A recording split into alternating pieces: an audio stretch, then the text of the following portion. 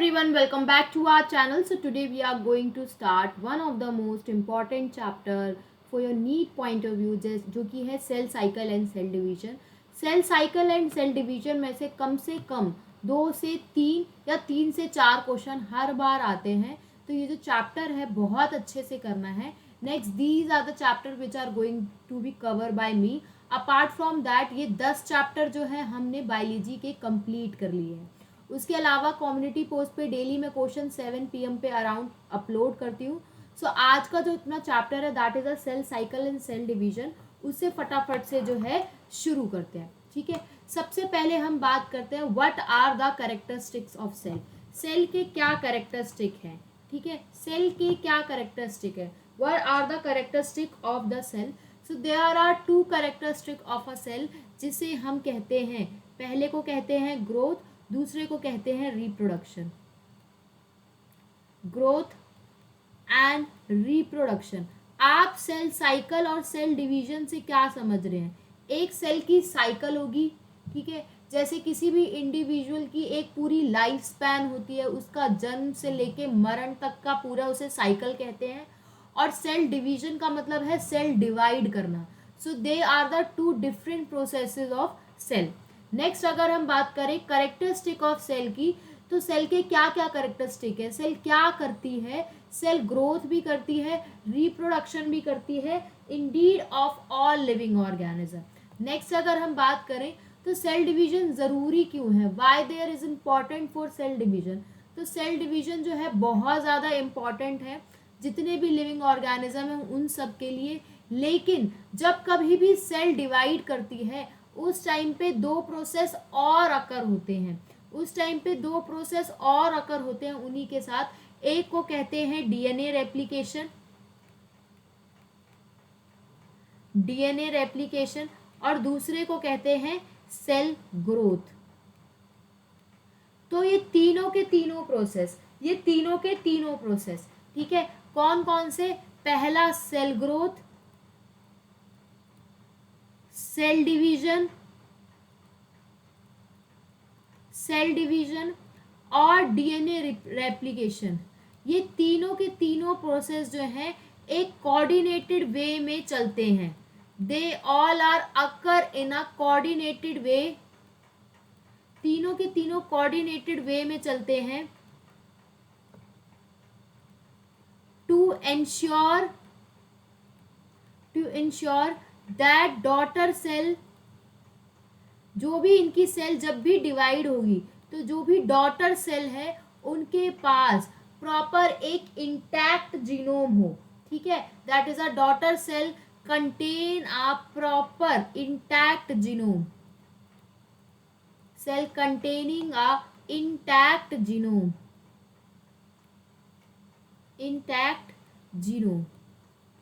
ठीक है, तो ये तीनों के तीनों प्रोसेस जो है एक कोऑर्डिनेटेड वे में चलना इनका बहुत ज़रूरी है.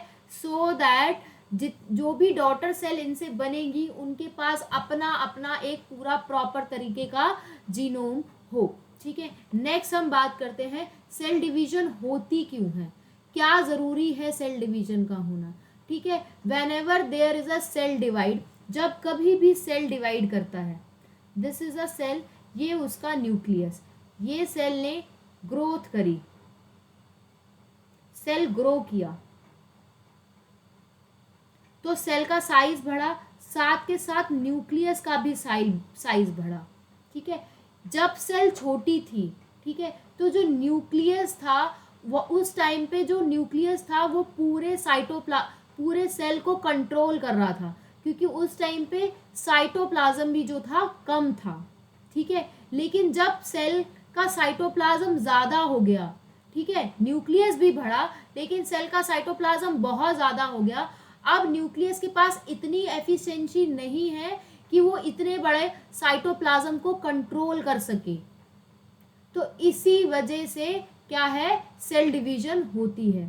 ठीक है, जब कभी भी सेल ग्रोथ होती है तो साइटोप्लाज्म का जो रेशियो है, साइटोप्लाज्मिक वॉल्यूम है, वो बहुत ज़्यादा इंक्रीज हो जाता है. ठीक है, जिसकी वजह से क्या होता है, जो न्यूक्लियस है वो उसे कंट्रोल नहीं कर पाता और फिर सेल डिवीजन होती है. So why there cell division occur? Cell division क्यों हो रही है? क्योंकि जो इनका न्यूक्लियो साइटोप्लाज्मिक रेशियो है,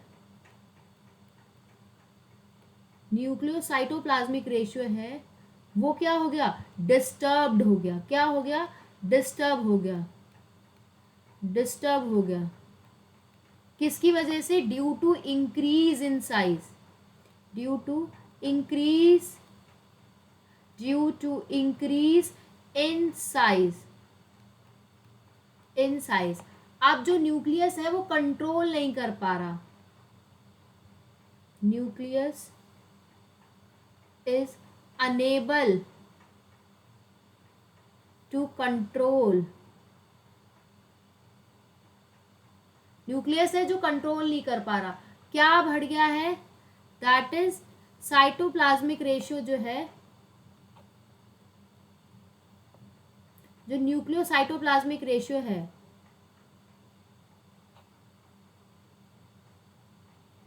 ये डिक्रीज हो गया है.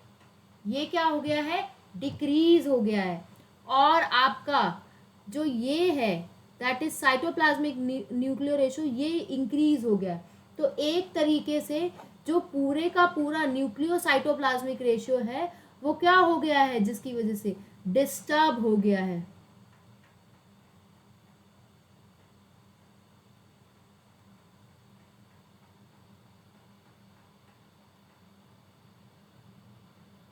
Ratio get disturbed. ठीक है. अब इस डिस्टर्बेंस को रिकवर करने के लिए, इस डिस्टर्बेंस को रीस्टोर करने के लिए, to restore the nucleocytoplasmic ratio, nucleocytoplasmic ratio, to restore nucleocytoplasmic ratio, cell division occur. Cell division occur. समझ में आया सेल डिवीजन जो है क्यों हो रही है? न्यूक्लियोसाइटोप्लाज्मिक रेशियो जो है डिस्टर्ब हो गया है साइज इंक्रीज होने की वजह से. तो nucleus is unable to control. ठीक है. या आपका न्यूक्लियोसाइटोप्लाज्मिक रेशियो डिक्रीज हो रहा है क्योंकि न्यूक्लियस का साइज है वो डिक्रीज हो रहा है एज कंपेयर टू साइटोप्लाज्म के साइज से. साइटोप्लाज्म जितना बढ़ा है न्यूक्लियस उतना नहीं बढ़ा है. ठीक है. साइटोप्लाज्मिक बहुत बढ़ गया है, न्यूक्लियस बहुत छोटा रह गया है, जिसकी वजह से हम नहीं चाहते कि हम ये न्यूक्लियोसाइटोप्लाज्मिक रेशियो को रिस्टोर करने की वजह से सेल डिवीजन जो है अकर होती है. ठीक है. तो अब होगी सेल डिवीजन और सेल करेगी डिवाइड. माइटोसिस है तो 2 डॉटर सेल, मियोसिस है तो 4 daughter cell. Is it clear? Next अगर हम बात करें सेल साइकिल की, what is a cell cycle? Cell cycle क्या होता है? The sequence of events. मतलब सारे इवेंट्स जो है वो सीक्वेंस में चलने चाहिए. The sequence of events, the sequence of events in which the cell increase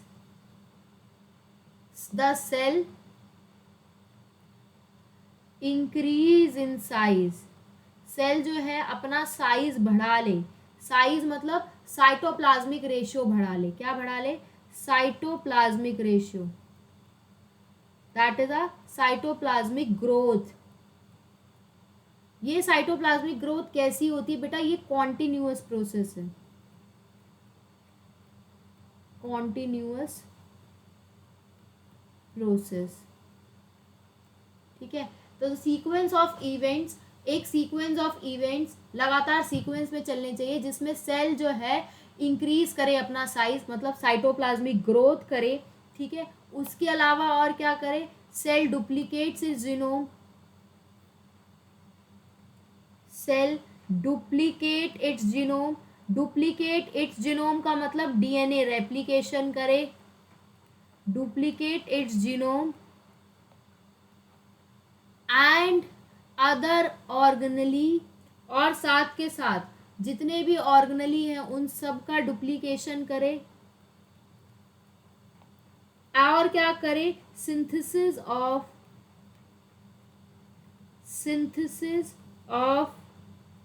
other cellular components, और जो भी सेलुलर कंपोनेंट, जो भी सेल के कंपोनेंट्स हैं उन सब को बनाए,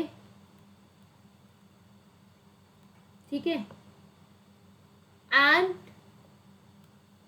and ultimately give rise to two daughter cell, उसे सेल साइकिल कहते हैं। Ultimately give rise to two daughter sales,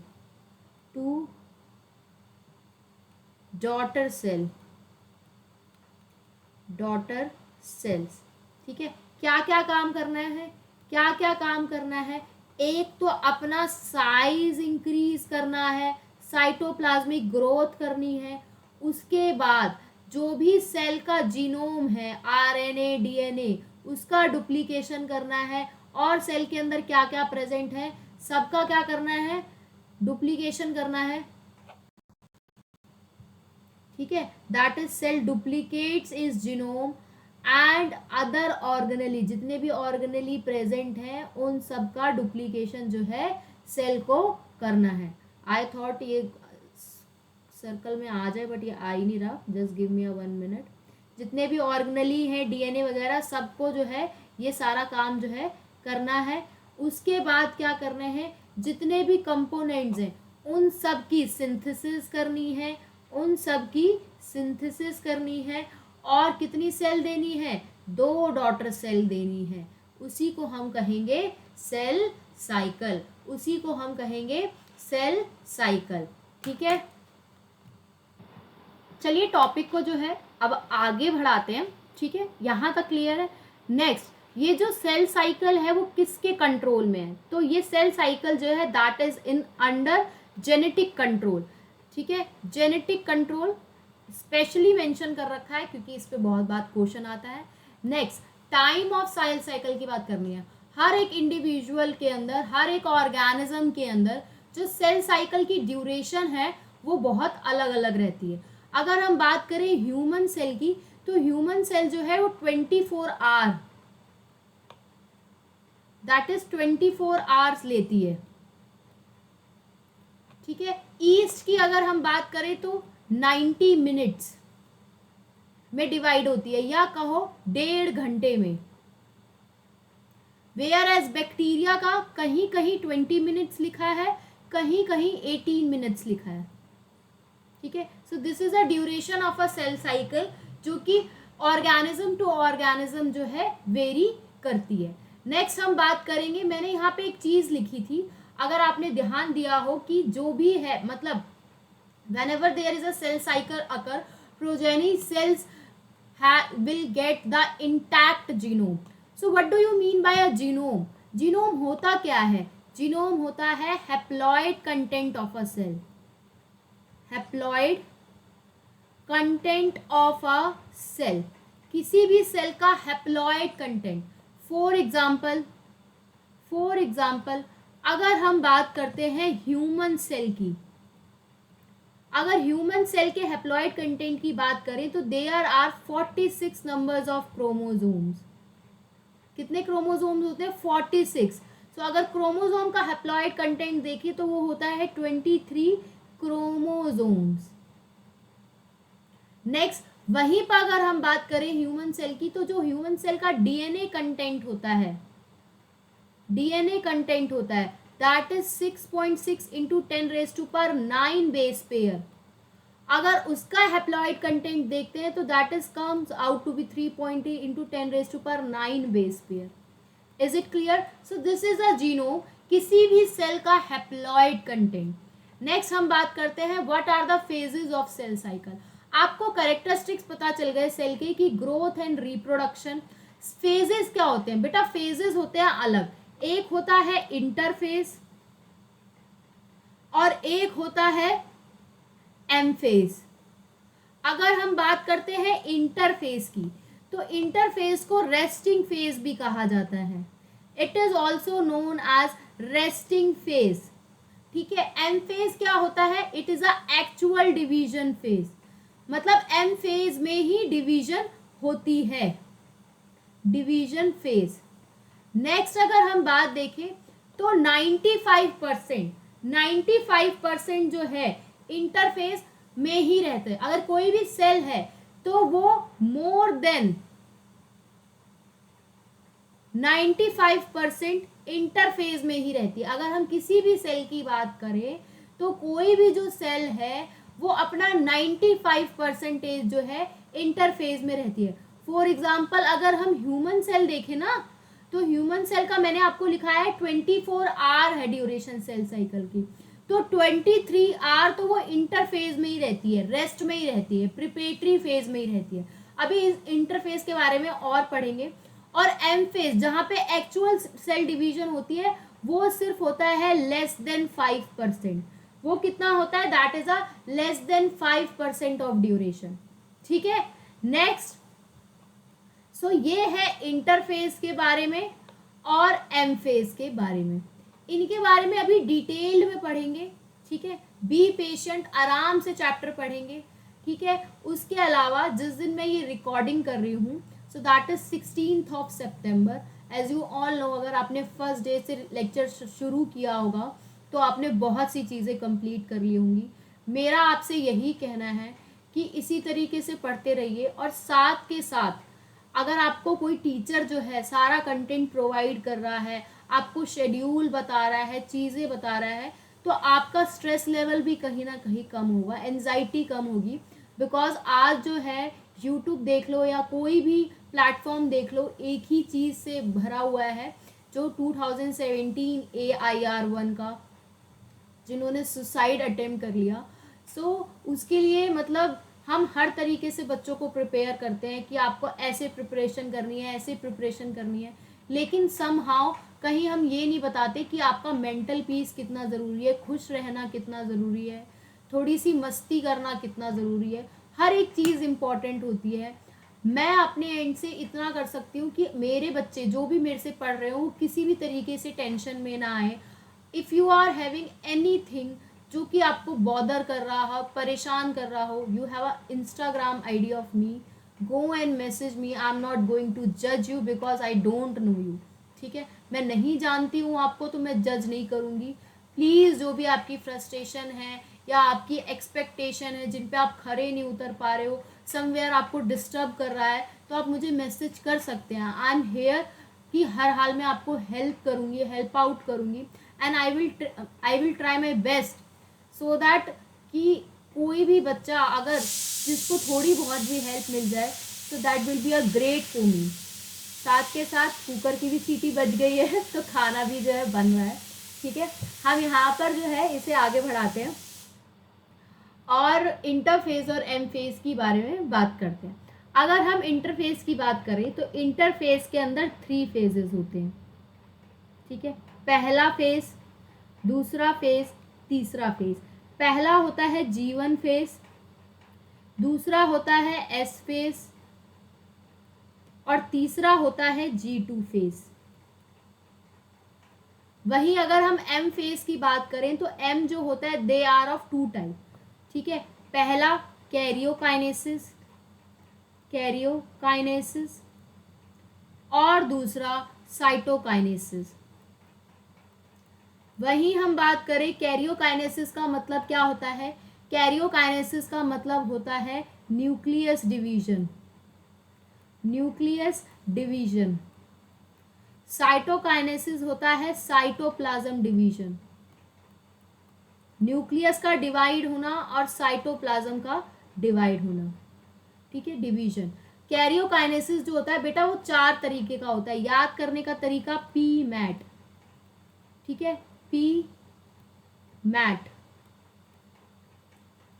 P mat से P for prophase, M for metaphase, इसी सीरियल में याद करने हैं, इसी सीक्वेंस में याद कर रहे हैं। A for anaphase, T for telophase. ठीक है। सो इंटरफेज और एम फेज की बात करें तो इंटरफेजेस के अंदर 3 फेजेस आते हैं, G1, S और G2। एम फेज के अंदर जो है 2 फेज आते हैं, कैरियोकाइनेसिस, साइटोकाइनेसिस। वही कैरियोकाइनेसिस के अंदर जो है 4 फेजेस आते हैं, prophase, metaphase, anaphase and telophase. चलिए इसको यहाँ से अब है जो आगे बढ़ाते हैं और इसका जो डायग्राम है उसे ड्रॉ करते हैं। ठीक है, सो ये एक सर्कल ड्रॉ कर लिया एज यू सी। नेक्स्ट आप देखिए जो सबसे बड़ा फेज होता है that is a G1 phase. कौन सा फेज बड़ा है सबसे बड़ा? G1 phase. उसके बाद आएगा आपका S फेज, फिर आएगा G2 फेज और फिर आएगा M फेज। ठीक है, just give me a 1 second.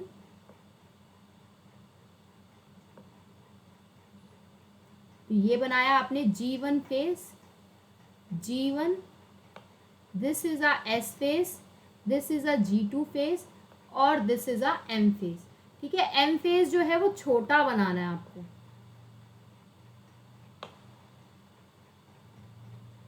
ठीक है, अब हम बात करते हैं सेल जो है एंटर जब होती है तो whenever there is a cell, ये एंटर होगी, जाएगी पहले G1 में। ठीक है, G1 से जाएगी G2 फेज में, G1 से जाएगी S फेज में, S फेज से जाएगी G2 फेज में। यहां तक गई सेल। इसके बाद आपको पता है कि जो M फेज है, M फेज को लिख लो यहां पर, M फेज वो 2 में डिवाइड होता है, एक होता है साइटोकाइनेसिस, एक होता है कैरियोकाइनेसिस। तो ये है साइटोकाइनेसिस, साइटोकाइनेसिस। ठीक है, और ये है सारा का सारा कैरियोकाइनेसिस।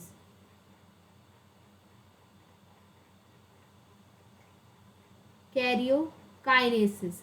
ठीक है, कैरियोकाइनेसिस में जो सबसे पहले आएगा वो है आपका प्रोफेज, फिर है आपका मेटाफेज, फिर है एनाफेज और फिर आएगा टीलोफेज। ठीक है, क्लियर है? क्लियर है?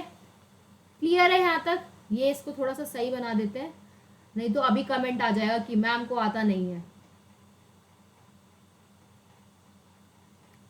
ठीक है, सो prophase, metaphase, anaphase, telophase.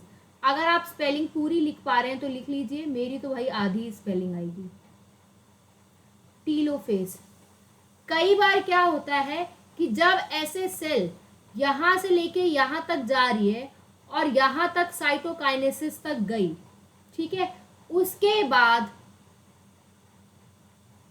Cytokinesis तक गई और फिर उस सेल ने सोचा कि मैं बाहर निकल जाती हूँ, अब डिवाइड नहीं करूंगी, तो वो चली जाती है G0 फेज में।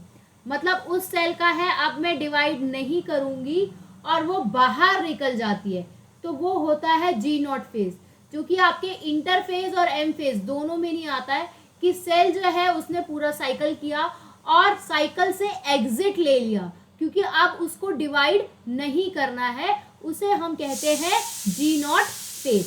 ठीक है, क्लियर है? G1 phase, S1 phase, G2 phase, karyokinesis और साइटोकाइनेसिस। ठीक है, अब एक एक के बारे में जो है हम पढ़ेंगे। सबसे पहले पढ़ते हैं इंटरफेज के बारे में। इंटरफेज को हम क्या कहते हैं? It is a resting phase. कैसा फेज है ये? रेस्टिंग फेज है, रेस्टिंग फेज है। इसी को हम कहते हैं ऑल्सो नोन एज, इसी को और क्या कहते हैं? Preparatory phase. यहां सेल अपने आप को प्रिपेयर कर रही है, प्रिपेटरी फेज, प्रिपेटरी फेज। ठीक है, और ठीक है, प्रिपरेटरी फेज, रेस्टिंग फेज, उसी को हम कहते हैं इंटरफेज। इंटरफेज जो होता है वो सबसे बड़ा होता है, it is a longest phase, longest phase of cell cycle, सबसे बड़ा फेज होता है। इंटरफेज की बात कर रहे हैं, अभी इसके G1, G2, S पढ़ेंगे। ठीक है, और ये कितने कब तक रहता है, that is 95% of time of cell cycle. मतलब जब सेल साइकिल हो रही है उस दौरान जो सेल है वो इंटरफेज में कितनी देर रहेगा, 95% के दौरान रहेगा। ह्यूमन सेल का एग्जांपल दिया है कि ह्यूमन सेल जो है वो 23 आवर्स इंटरफेज में ही रहती है। ठीक है, नेक्स्ट अगर हम बात करें तो इंटरफेज जो है वो कौन से दो फेज के बीच में आता है, that is a phase between two consecutive M phase, दो एम फेज के बीच में आता है। ठीक है, दो एम फेज के बीच में आता है। होता क्या है, कोई भी सेल है, इंटरफेज, फिर चलेगा एम फेज। ठीक है, पूरी एक साइकिल कंप्लीट, फिर इंटरफेज, फिर एम फेज। तो क्या हो रहा है, इंटरफेस कहाँ आ रहा है, दो एम के बीच में आ रहा है। उसी तरीके से अगर आप देखें तो एम फेज भी दो इंटरफेस के बीच में आ रहा है। ठीक है, तो यहाँ क्या होता है, यहाँ सेल जो है अपने आप को प्रिपेयर करती है। Cell prepare itself for division के लिए यहाँ पर खुद को प्रिपेयर करती है। ठीक है, समझ लो तैयार यार होती है। जैसे इंटरफेज है या एम फेज है, एम फॉर मैरिज समझो, तो शादी जो है वो एक दिन में हो जाती है, तो एम फेज जो है वो थोड़ी देर के लिए होता है। इंटरफेज मतलब प्रिपरेटरी फेज, लेकिन शादी की तैयारी साल भर चलती है, महीनों तक चलती है, तो दैट इज अ इंटरफेज। ठीक है, जैसे सेल अपने आप को यहाँ पे प्रिपेयर करती है डिवीजन के लिए, cytoplasmic growth, DNA replication, RNA protein synthesis, ATP, cell organelle, सब यहाँ पे डुप्लीकेट हो जाते हैं। मतलब सारा काम यहाँ पर हो जाता है। क्या क्या काम हो जाता है, साइटोप्लाज्म की ग्रोथ हो जाती है, साइटोप्लाज्म ग्रोथ हो जाती है, डीएनए रेप्लिकेट हो जाता है, सेल ऑर्गेनली रेप्लिकेट हो जाते हैं, आरएनए और प्रोटीन ये सब के सब क्या हो जाते हैं यहाँ पर, ये सब के सब यहाँ पर डुप्लीकेट हो जाते हैं, सब अपनी कॉपी बना लेते हैं। ठीक है, सब अपनी कॉपी जो है बना लेते हैं। इसी को हम कहते हैं इंटरफेस। इंटरफेस में क्या हो रहा है, सेल अपने आप को तैयार कर रही है कि उसे दो में डिवाइड होना है। माइटोसिस हो रही है, दो में डिवाइड होना है, मियोसिस हो रही है, चार में डिवाइड होना है। तो यहाँ पे उसने अपने साइटोप्लाज्म की ग्रोथ भी कर ली, डीएनए को भी डुप्लीकेशन कर लिया, जितने भी सेल ऑर्गेनेली थे उन सब का भी डुप्लीकेशन कर लिया, आरएनए प्रोटीन इनका भी डुप्लीकेशन कर लिया। आगे बढ़ते हैं और इसी इंटरफेस के बारे में बात करते हैं कि ड्यूरिंग इंटरफेस होता क्या है।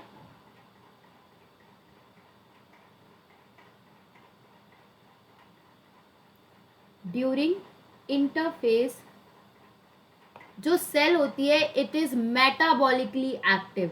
इस पे बहुत क्वेश्चन आते हैं कि सेल मेटाबॉलिकली इनएक्टिव है कि एक्टिव है। तो सेल जो होती है it is a metabolically active. ठीक है, this is about interface. Resting phase है, प्रिपरेटरी फेज है, लॉन्गेस्ट फेज है। सेल साइकिल के 95% ऑफ द टाइम इंटरफेज में ही सेल रहती है। दो एम फेज के बीच में आता है। सेल अपने आप को प्रिपेयर करती है फॉर डिवीजन के लिए, जिसमें क्या क्या कर लेती है cell, cytoplasm growth, DNA duplication, RNA protein synthesis, cell organelle duplication, और उसके अलावा इस टाइम पे जो सेल होती है that it is metabolically active. Next आपको तीन फेजेस जो हैं इंटरफेस के पता है, कौन कौन से हैं, पहला, दूसरा, तीसरा। फर्स्ट फेज की बात करें तो it is a G1 phase, ये है आपका S फेज, और ये है आपका G2 फेज। ठीक है, अब इनका नाम देखो। S फेज को हम कहते हैं सिंथेटिक फेज। S फेज को कहते हैं सिंथेटिक फेज। ठीक है, G1 होता है ग्रोथ फेज 1,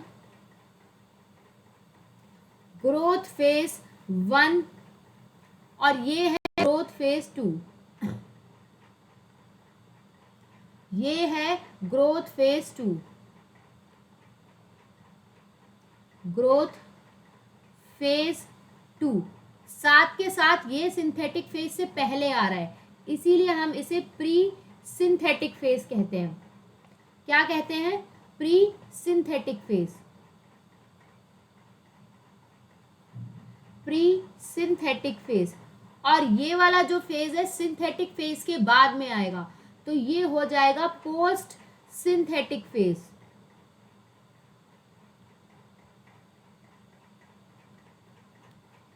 ठीक है। नेक्स्ट, अगर आप इस डायग्राम को ध्यान से देखें तो G1 फेज जो है वो M फेज के बाद में आया है, तो इसे आप कहोगे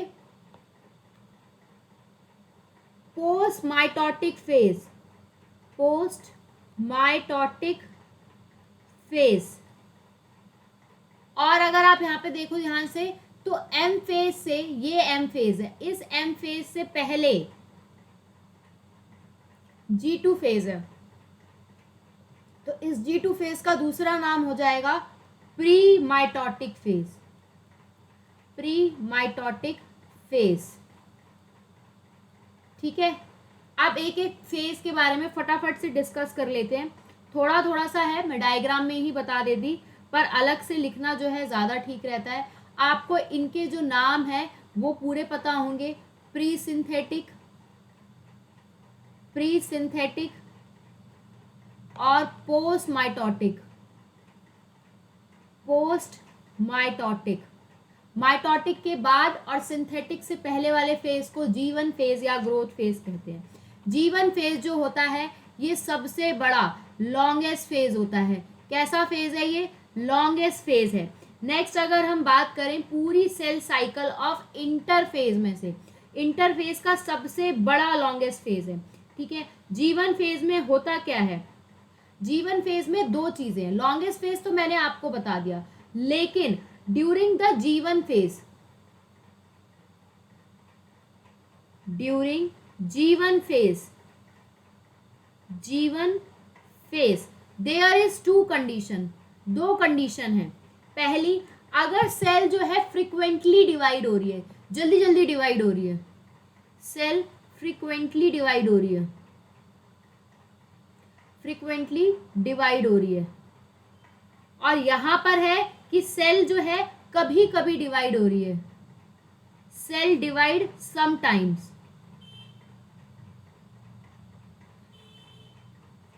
समटाइम्स।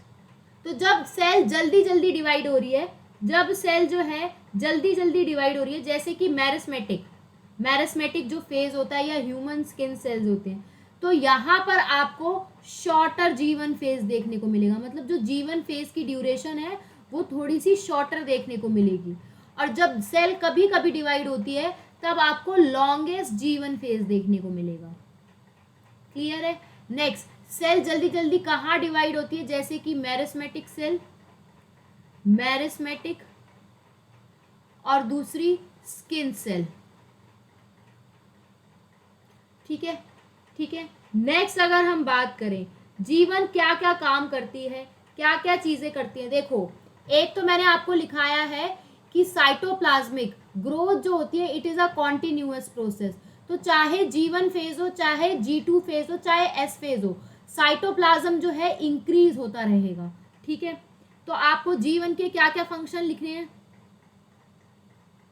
G1 फेज जो है वो क्या क्या काम करता है? G1 फेज जो है वो क्या क्या काम करता है? अगर हम G1 फेज की बात करें तो जो G1 फेज है वो क्या क्या काम करता है? पहला, सेल साइज इंक्रीज होना, सेल साइज इंक्रीज होना, साइटोप्लाज्मिक ग्रोथ हो रही है। कौन सी ग्रोथ हो रही है? साइटोप्लाज्मिक ग्रोथ, साइटोप्लाज्मिक ग्रोथ हो रही है। दूसरा अगर हम बात करें, दूसरा अगर हम बात करें और क्या हो रहा है? आरएनए बनेगा, synthesis of RNA, synthesis of RNA. ठीक है। साथ के साथ सिंथेसिस ऑफ प्रोटीन। आरएनए बनने को क्या कहते हैं? ट्रांसक्रिप्शन। और प्रोटीन बनने को क्या कहते हैं, ट्रांसलेशन। ठीक है, नेक्स्ट अगर हम बात करें और क्या होगा, एटीपी सिंथेसिस। और क्या होगा, एटीपी सिंथेसिस। नेक्स्ट और क्या होगा, न्यूक्लियोटाइड सिंथेसिस। और क्या होगा, न्यूक्लियोटाइड की सिंथेसिस। नेक्स्ट अगर हम बात करें और क्या होगा, अमाइनो एसिड सिंथेसिस। ये सारे काम जीवन के अंदर ही होंगे, अमाइनो एसिड सिंथेसिस। ठीक है, नेक्स्ट और क्या होगा, that is most of the cell organelle duplicate here. ज्यादातर सेल ऑर्गेनली जो है वो यहीं पर डुप्लीकेट हो जाएंगे। ठीक है, तो ये सारे जो हो गए, ये क्या हो गए, these are the functions of G1 phase. मतलब G1 फेज जो है ये काम करता है। पहला, साइटोप्लाज्मिक ग्रोथ, सेल जो है कंटिन्यूसली जो है इंक्रीज होगी। नेक्स्ट अगर हम बात करें आरएनए की सिंथेसिस होगी। नेक्स्ट अगर हम बात करें प्रोटीन की सिंथेसिस भी G1 करेगा। उसके अलावा एटीपी भी बनाएगा। उसके अलावा न्यूक्लियोटाइड भी बनाएगा, अगर न्यूक्लियोटाइड बना रहा है तो न्यूक्लियोसाइड भी बनाएगा। और प्रोटीन बन रहा है तो अमाइनो एसिड भी बनेगा। और ज़्यादातर ऑर्गेनली जो है वो यहीं पर क्या होंगे, डुप्लीकेट होंगे। सो this is about G1 phase. Next हम बात करते हैं एस फेज की, या कहते हैं सिंथेटिक फेज। ठीक है, it is the only phase, ये वो एक इकलौती जगह है वेयर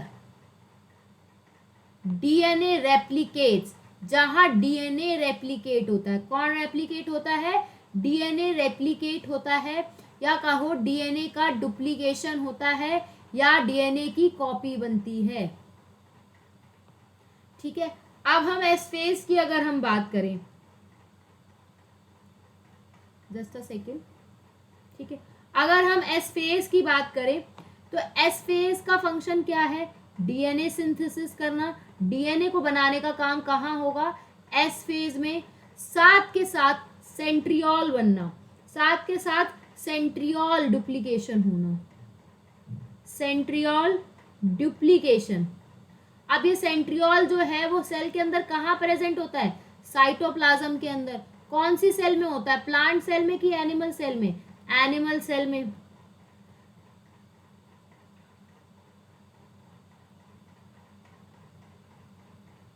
नेक्स्ट अगर हम बात करें तो हिस्टोन प्रोटीन भी यहीं पर बनते हैं।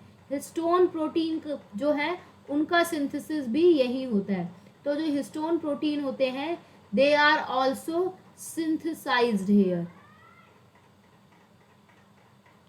ठीक है, सो दिस इज अबाउट, ये है एस फेज के बारे में, ये है एस फेज के बारे में। ठीक है, ठीक है। सेंट्रियोल कहाँ बनेगा, साइटोप्लाज्म में। हिस्टोन प्रोटीन भी यहीं बनेगा। हिस्टोन प्रोटीन किस में हेल्प करता है, they help in DNA packaging. ठीक है, नेक्स्ट अगर हम बात करें तो क्या क्या यहाँ पे हो रहा है, डीएनए की सिंथेसिस, इसके अलावा सेंट्रियोल डुप्लीकेशन साइटोप्लाज्म के अंदर of animal cell. Next histone protein जो है वो भी यहीं पर सिंथेसाइज्ड हो रहे हैं। क्लियर है, क्लियर है। नेक्स्ट जो भी आरएनए और प्रोटीन बन रहा है, एक चीज यहाँ पे देखो मैंने लिखा है सिंथेसिस ऑफ आरएनए। ये आरएनए जो है वो कहाँ बनता है, आरएनए जो है न्यूक्लियस के अंदर बनता है। अगर आपको पता है ट्रांसक्रिप्शन जो होती है that is occur inside the nucleus. Synthesis of protein कहाँ बनेगा, साइटोप्लाज्म में बनेगा। कहाँ बनेगा, साइटोप्लाज्म में बनेगा। क्लियर है, क्लियर है, ठीक है, क्लियर है। So this is all about. Next हम आगे मूव करते हैं। ठीक है, आगे मूव करते हैं, अगली स्लाइड पे जो है चलते हैं। और अब हम बात करते हैं, एस फेज यहाँ पे हो चुका है, जो है आपका G2 फेज। ठीक है, let us talk about G2 phase. G2 phase की बात करें तो G2 फेज का दूसरा नाम था पोस्ट सिंथेटिक फेज। सिंथेसिस के बाद आ रहा है और मियोसिस से पहले, माइटोसिस से पहले आ रहा है। सिंथेटिक फेज और किससे पहले आ रहा है, that is a pre mitotic phase, दो माइटोटिक फेज से पहले आ रहा है। ठीक है, नेक्स्ट अगर हम बात करें तो यहाँ पर भी सेल ग्रोथ जो है वो हो रही होगी, क्योंकि it is a continuous process. Next अगर हम बात करें तो क्या फंक्शन होता है G2 का। G2 के अगर हम फंक्शन की बात करें तो यहाँ पर भी RNA और प्रोटीन बनते हैं। Formation of RNA and protein, RNA और प्रोटीन बनते हैं। अब मैंने आपको लिखाया है ज्यादातर ऑर्गेनेली कहाँ बनते हैं, G1 फेज में, लेकिन माइटोकॉन्ड्रिया, क्लोरोप्लास्ट, माइटोकॉन्ड्रिया, ठीक है, क्लोरोप्लास्ट, क्लोरोप्लास्ट किसके अंडर आता है, प्लास्टिड के अंदर।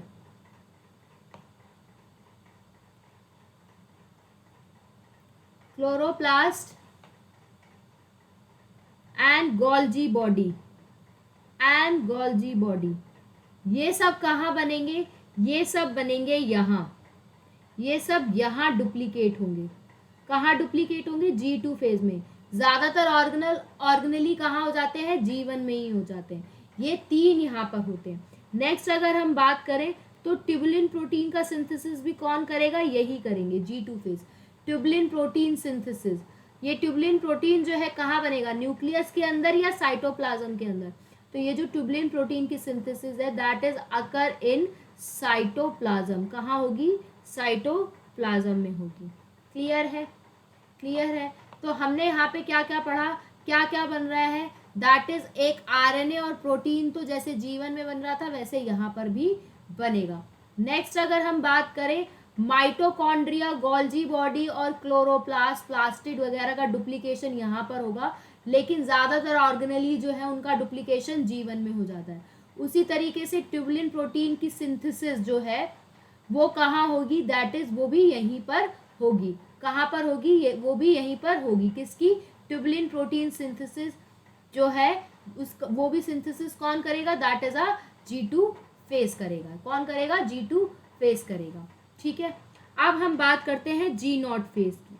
G0 फेज क्या होता है, that is exit from a G1 cell. G0 phase होता है एग्जिट लेना from G1 phase, G1 phase से एग्जिट लेना या सेल साइकिल से सस्पेंड होना, मतलब सेल साइकिल आगे करना ही नहीं, वहां से सस्पेंड हो जाना। Suspend from the cell cycle, suspend from the cell cycle. ठीक है, नेक्स्ट अगर हम बात करें तब जब कभी भी exit from the G1 phase, तो जब कभी भी सेल जो है G1 फेज से निकल जाती है तो G0 फेज में जाती है। G0 फेज क्या होता है, what is it phase, in a G0 phase, in G0 phase, G0 phase में क्या होगा,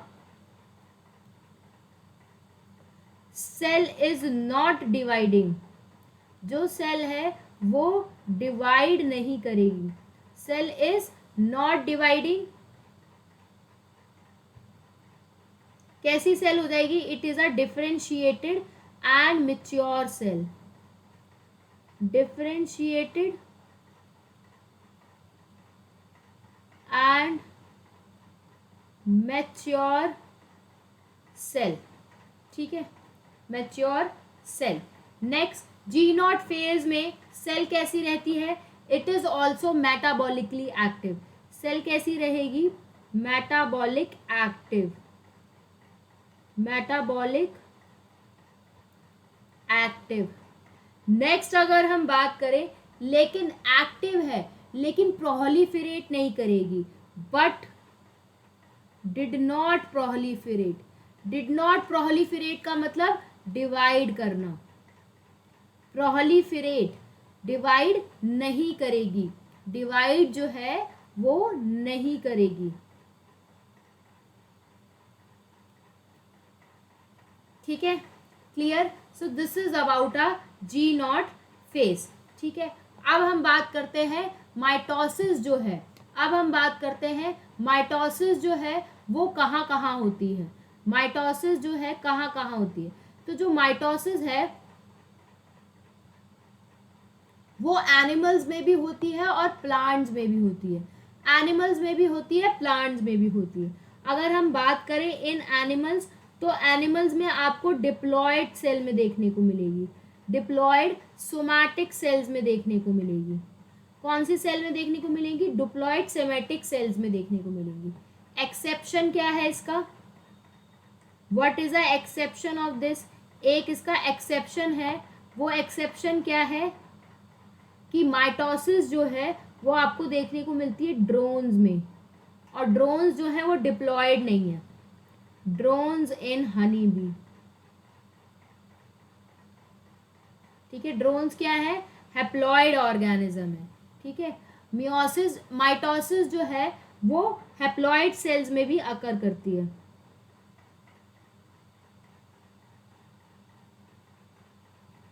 अकर इन हैप्लॉयड सेल। नेक्स्ट अगर हम बात करें तो प्लांट्स के अंदर, प्लांट्स के अंदर हैप्लॉयड में भी होती है, डिप्लॉयड सेल में भी होती है। माइटोसिस जो है हैप्लॉयड सेल में भी होती है और डिप्लॉयड सेल में भी होती है, ठीक है। अगर आपको याद हो बायोलॉजिकल क्लासिफिकेशन, तो कौन कौन सी हैप्लॉयड सेल थी? जैसे कि एल्गल सेल, ब्रायोफाइटा, क्योंकि इनकी मेन प्लांट बॉडी कैसे थी? हैप्लॉयड। इनकी मेन प्लांट बॉडी कैसे थी? मेन बॉडी जो थी हैप्लॉयड फेज में थी, डोमिनेंट फेज वाली। उसके बाद अगर हम बात करते हैं डिप्लॉयड की, तो इसमें आ जाएगा टेरिडो, जिम्नो और एनजियोस, क्योंकि इनकी मेन प्लांट बॉडी कैसी थी? इनकी मेन प्लांट बॉडी जो है वो डिप्लॉयड थी। मेन प्लांट बॉडी हैप्लॉयड थी और यहाँ मेन बॉडी डिप्लॉयड थी, ठीक है। So this is about mitosis. Mitosis animal cell में भी होता है और प्लांट सेल में भी होता है। एनिमल सेल में भी होता है, प्लांट सेल में भी होता है। एनिमल में डिप्लॉयड सोमैटिक सेल्स में देखने को मिलेगा, एक्सेप्शन है ड्रोन, तो हमने कह दिया माइटोसिस हैप्लॉयड सेल में भी होता है, और प्लांट में हैप्लॉयड और डिप्लॉयड दोनों में देखने को मिलेगा। नेक्स्ट बात करते हैं regulation of a cell cycle की। अगर हम सेल साइकिल के रेगुलेशन में बात करें तो ये जेनेटिक कंट्रोल होता है, ठीक है। नेक्स्ट इसके लिए कौन रिस्पॉन्सिबल होता है? प्रोटीन रिस्पॉन्सिबल होता है। एज यू नो डीएनए के अंदर जीन्स प्रेजेंट होते हैं, तो डीएनए के अंदर जब जीन्स प्रेजेंट होते हैं तो डीएनए के अंदर ट्रांसक्रिप्शन होती है, ट्रांसक्रिप्शन से आरएनए बनता है, आरएनए से प्रोटीन बनता है with the help called process called translation, ठीक है। और जो प्रोटीन होते हैं वो सेल साइकिल को कंट्रोल करते हैं। प्रोटीन कौन होते हैं? सेल साइकिल को कंट्रोल करने वाले। So there are two type of protein, एक है साइक्लिन और एक है cyclin dependent kinase. Cyclin dependent kinase, ठीक है। नेक्स्ट अगर हम बात करें तो there are two check points of cell cycle. दो चेक पॉइंट होते हैं, मतलब नाकाबंदी, कहाँ पर चेकिंग होती है। अगर हम चेक पॉइंट्स की बात करें तो दो चेक पॉइंट्स होंगे, एक होता है G1 से लेके S तक और एक होता है G2 से लेके M तक, ठीक है।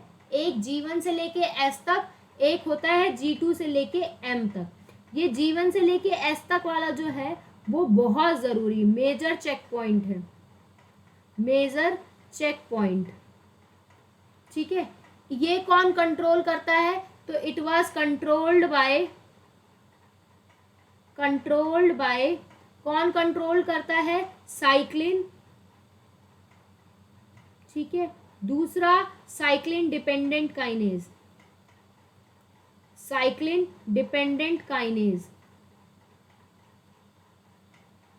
Dependent kinase.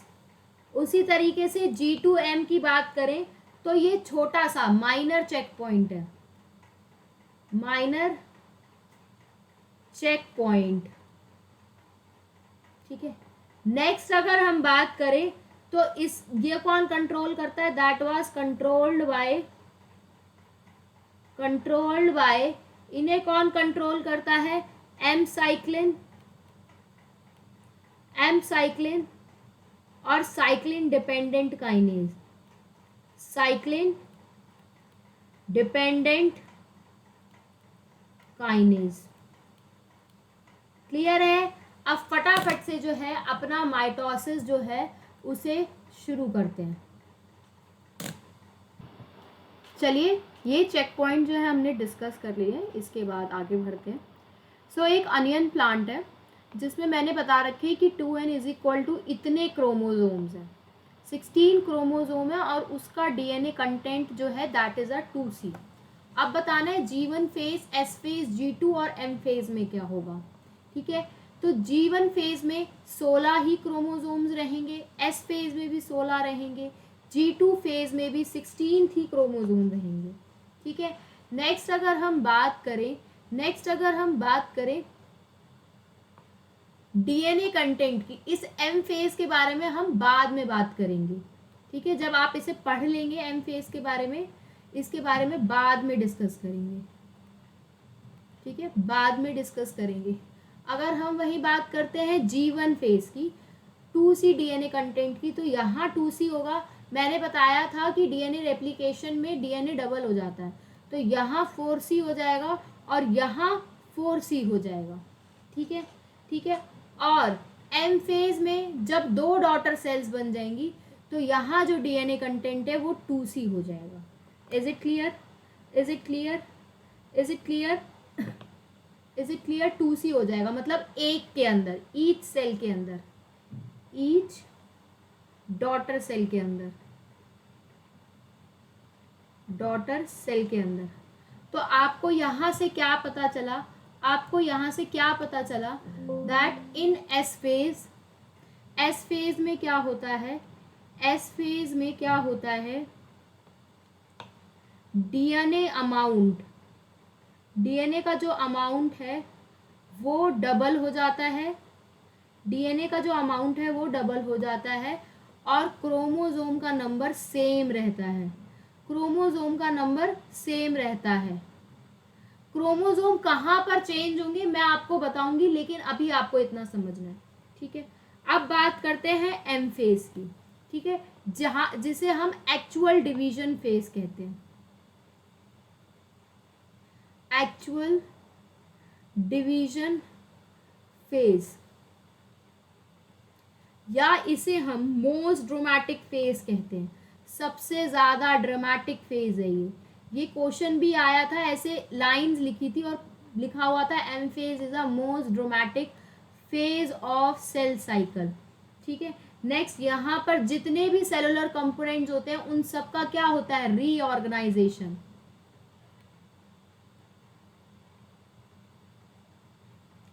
Reorganisation of all cellular components, जितने भी सेलुलर कंपोनेंट्स हैं सबका क्या होगा, रीऑर्गेनाइजेशन होगा।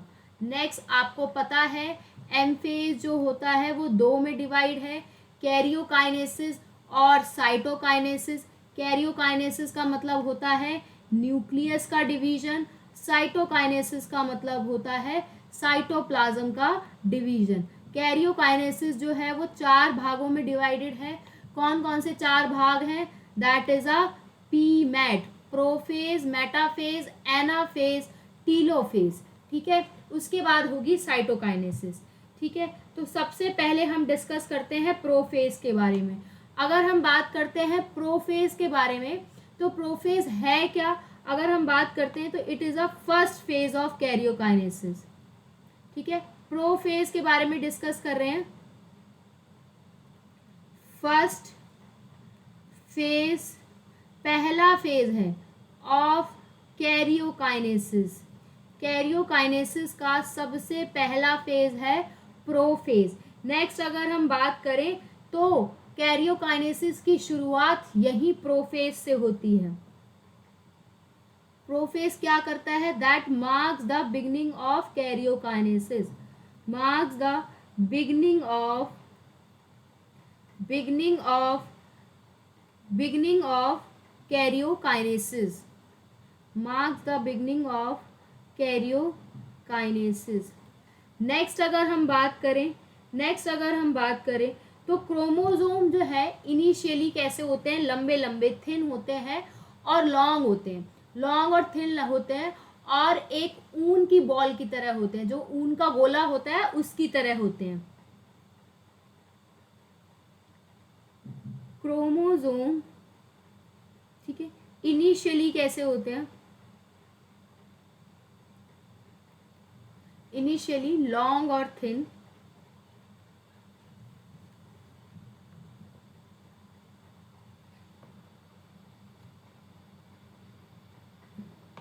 लॉन्ग एंड थिन, और कैसे दिखते हैं? That is appears like a wall of, appears like, किस तरीके से दिखते हैं? That is ball of wool. मम्मियाँ जब स्वेटर बुनती हैं तो ऊन का गोला होता है ना, उसकी तरह दिखते हैं, ठीक है। नेक्स्ट हम बात करते हैं प्रोफेज की ही। तो प्रोफेज को दो फेज में डिवाइड किया गया है, एक शुरुआती प्रोफेज, एक बाद का प्रोफेज। एक को कहते हैं अर्ली प्रोफेज, अर्ली प्रोफेज, एक है लेट प्रोफेज, लेट प्रोफेज। अगर हम अर्ली प्रोफेज की बात करें तो यहां पर क्रोमोसोम जो है वो थिन और लॉन्ग होंगे, क्रोमोसोम जो है वो कैसे होंगे? लॉन्ग एंड थिन होंगे, ठीक है। कंडेंसेशन क्रोमोसोम का जो है वो यही होगा,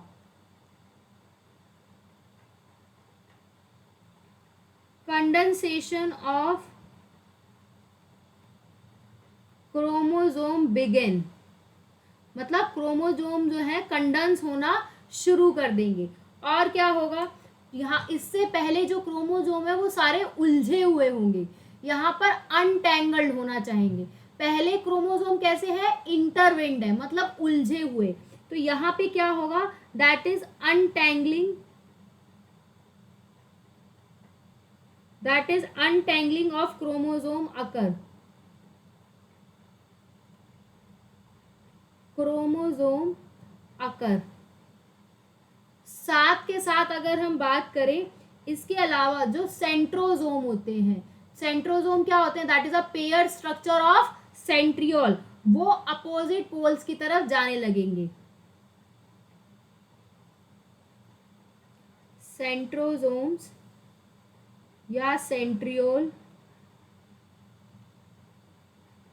move towards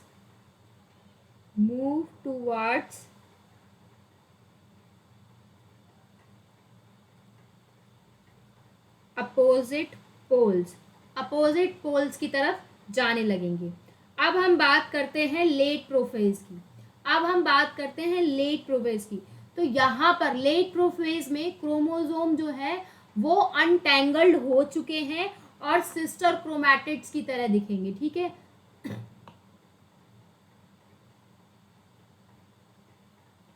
chromosomes are untangled hair हो चुके हैं, यहाँ पर अनटेंगल्ड हेयर हो चुके हैं, ठीक है।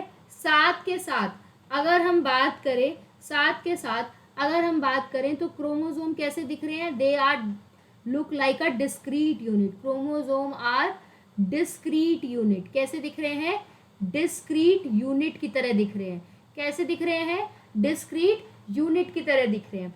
और अगर एनिमल सेल की बात करें तो ये जो आपका सेंट्रियोल या सेंट्रोजोम है, ये अपोजिट पोल पे जाके क्या बनाने लगेगा? स्पिंडल फाइबर बनाने लगेगा। तो आपको यहाँ पे क्या पता चला कि अर्ली प्रोफेज में क्या होता है, लेट प्रोफेज में क्या होता है, ठीक है। तो सेंट्रियोल क्या करने लगेंगे? दे फॉर्म स्पिंडल फाइबर, क्या बनाने लगेंगे? Spindle fibre. ठीक है, नेक्स्ट अगर हम बात करें, ठीक है, this is a diagram of NCERT. यहां पर देखो क्रोमोसोम जो हो रहे हैं वो अनटैंगल्ड हो रहे हैं। क्रोमोसोम क्या हो रहे हैं, अनटैंगल्ड हो रहे हैं। पहले कैसे थे, इंटरविंड थे और उलझे हुए थे। इनिशियली कैसे थे, इनिशियली क्रोमोसोम्स कैसे थे, इंटरविंड थे। तो ये कौन सी स्टेज हो गई, this is a early prophase. कौन सी स्टेज हो गई ये, अर्ली प्रोफेज।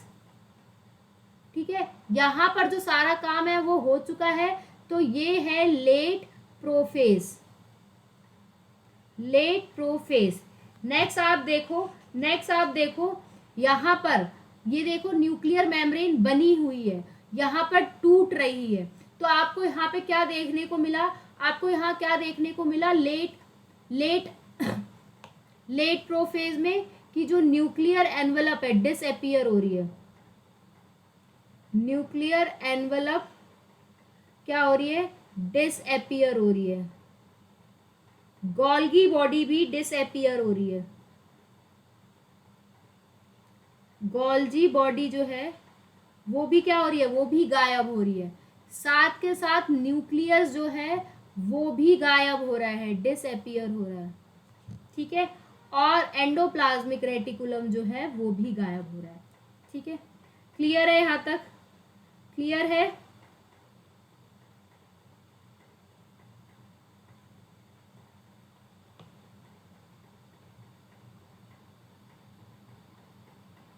ठीक है, नेक्स्ट हम एक और के बारे में यहाँ पे बात करेंगे। ठीक है, एक और चीज के बारे में बात करेंगे, एस्ट्रल रेज क्या होते हैं। ठीक है, एस्ट्रल क्या होते हैं, एस्ट्रल रेज क्या होते हैं, और स्पिंडल फाइबर जो होते हैं they are of tubulin protein, जो कि एक तरीके का नॉन कॉन्ट्रैक्टाइल प्रोटीन है। ठीक है, तो आपको क्या देखने को मिलेगा,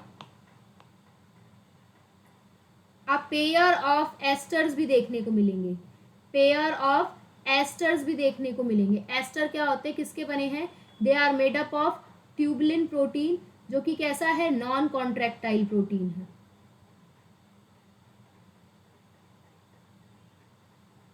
ठीक है, अब पेयर ऑफ एस्टर्स की बात करें, वो भी कब, आपको प्रोफेज के टाइम ही देखने को मिलेगा, in the cell during prophase, prophase के टाइम पे ही देखने को मिलेगा। और क्या बनाएगा, माइटोटिक एपरेटस बनाएगा। ठीक है, एंड कॉल्ड एज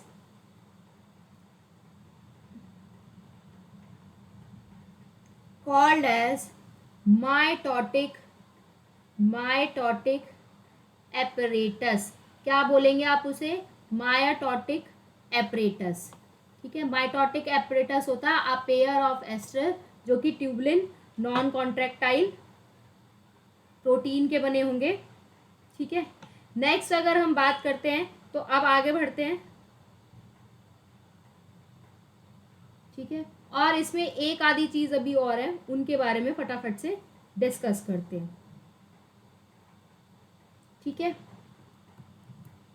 जो कि है एम्फीएस्ट्रल प्रोफेज का डिवीजन जो है वो दो तरीके का है।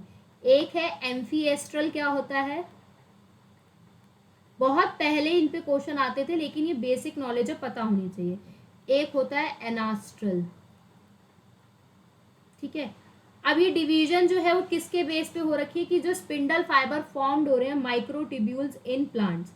ठीक है, तो एनास्ट्रल क्या होता है, एनास्ट्रल और एम्फीएस्ट्रल क्या होता है, तो एम्फीएस्ट्रल जो होता है वो प्लांट एनिमल्स के अंदर होता है, इन एनिमल्स, एनिमल्स के अंदर होता है। जब एस्ट्रल रेज जो होते हैं they are formed by centrioles, जो कि आगे जाके स्पिंडल फाइबर बनाएंगे। ठीक है, astral rays formed by centriole। ठीक है, formed by centriole which form जो कि आगे चल के क्या बनाएंगे, which form spindle fibre, spindle fibre. Next anastral कहाँ देखने को मिलेगा, ये देखने को मिलेगा इन प्लांट्स में, क्योंकि प्लांट्स के अंदर एस्ट्रल रेज जो है वो बन ही नहीं सकते, क्योंकि सेंट्रियोल कहाँ प्रेजेंट होता है, सिर्फ एनिमल सेल के अंदर, ठीक है। Astral rays are not formed as centriole is present in only animal cell, animal cell, ठीक है, क्लियर है। नेक्स्ट बात करते हैं फटाफट से नेक्स्ट फेज की, जो कि सेकंड फेज है, और वो है आपका मेटाफेज। सेकंड फेज है जो कि है मेटाफेज। आपको यहाँ क्या देखने को मिलेगा, आपको यहाँ क्या देखने को मिलेगा, पूरी न्यूक्लियर एनवेलप की डिसइंटीग्रेशन, या न्यूक्लियर मेम्ब्रेन जो है पूरी तरीके से डिसइंटीग्रेट हो चुका है, टूट चुका है। Complete disintegration, complete disintegration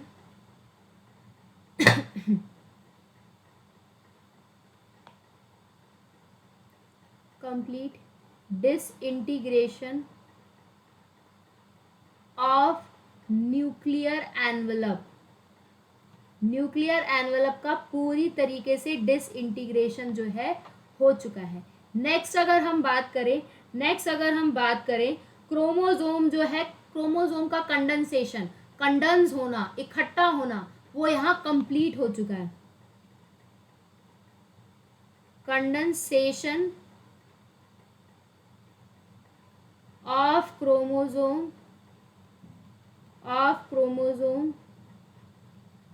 is completed here,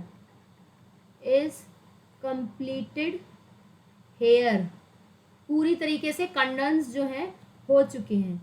next अगर हम बात करें तो यहाँ पर क्रोमोजोम जो होते हैं सबसे ज्यादा कंडेंस्ड स्टेज में देखने को मिलते हैं। सो ये इकलौता ऐसा फेज है जहाँ पर हम क्रोमोजोम की मॉर्फोलॉजी को स्टडी कर सकते हैं। So this is a best phase, या कहो best stage to study the morphology of chromosome. हम क्रोमोजोम की जो है मॉर्फोलॉजी अच्छे से पढ़ सकते हैं, कहाँ पर, मेटा फेज में, ठीक है, मेटा फेज में। नेक्स्ट अगर हम बात करें स्पिंडल फाइबर जो है वो भी अटैच होते हैं काइनेटोकोर के साथ ऑफ क्रोमोजोम के, ठीक है। नेक्स्ट स्लाइड में लिखते हैं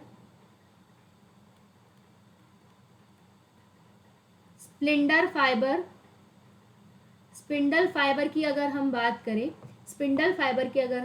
करें सो दे अटैच देमसेल्फ, अपने आप से अटैच होते हैं with the help of kinetochore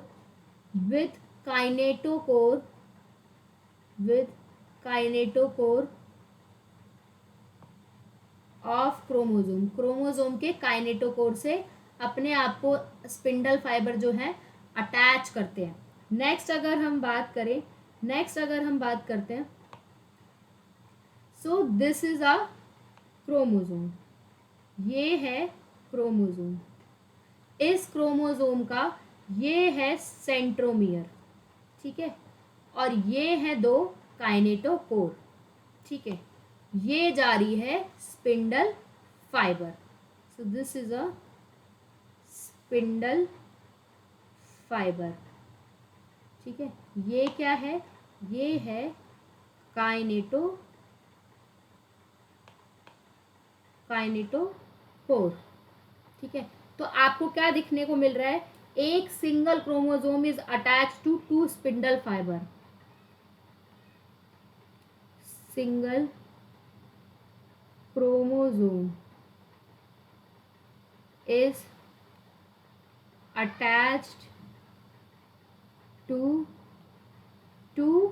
spindle fibre, दो स्पिंडल फाइबर से अटैच है अपोजिट साइड पे, स्पिंडल फाइबर से अटैच है on opposite side, on opposite side. ठीक है, नेक्स्ट अगर हम बात करें और हमें क्या देखने को मिलेगा, और हमें यहाँ क्या देखने को मिलेगा, मेटाफेज के दौरान जितने भी क्रोमोसोम है वो सारे इक्वेटर पे आ जाएंगे। ठीक है, मिडल पे आ जाएंगे। all the chromosome of cell are aligned at the equatorial plate,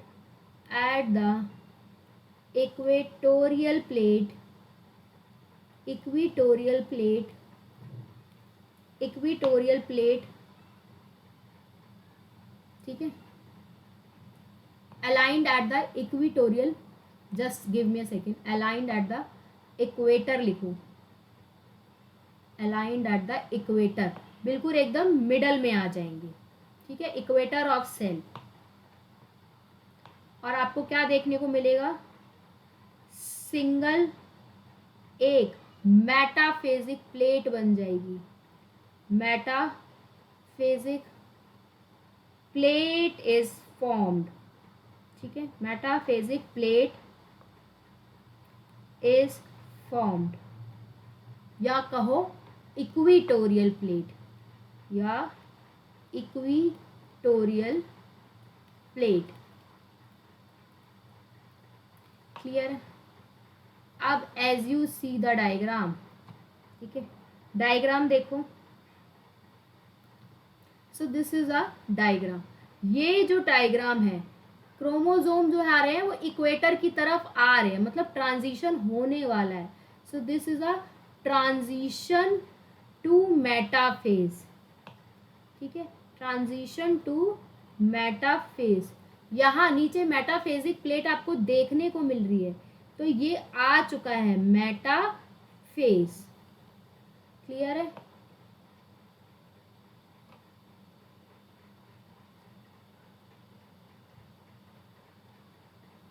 clear? Next हम बात करते हैं एनाफेज की। ठीक है, so this is the third phase of karyokinesis.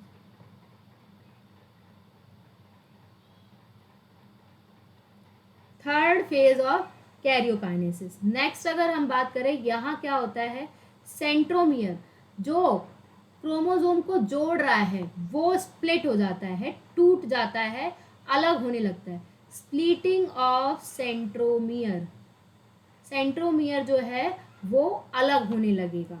ठीक है, और क्या होने लगेगा, सिस्टर क्रोमैटिड जो हैं वो सेपरेट होने लगेंगे। सिस्टर, आई एम सॉरी अगर स्पेलिंग मिस्टेक हो रही हो, because I am writing fast, so हो सकता है थोड़ी मिस्टेक हो रही हो। सिस्टर क्रोमैटिड जो हैं वो क्या हो जाएंगे, सेपरेट हो जाएंगे। ठीक है, नेक्स्ट अगर हम बात करें मूवमेंट होने लगेगा। अब जब सिस्टर क्रोमैटिड जो है अलग अलग होने लगेंगे तो वो क्रोमैटिड जो है वो मूव करने लगेंगे, मूवमेंट ऑफ क्रोमैटिड। ठीक है, यही क्रोमैटिड आगे जाके क्या बनेंगे, फ्यूचर डॉटर क्रोमोसोम,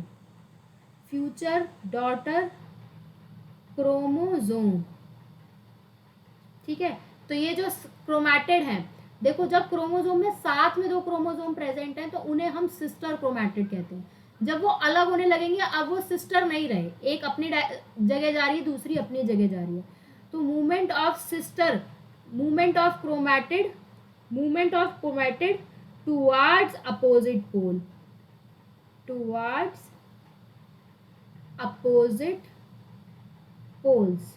ठीक है, जब तक साथ में तब सिस्टर क्रोमैटिड है, जब अलग अलग हो गए तो वो सिर्फ क्रोमैटिड रह गए। ठीक है, नेक्स्ट अगर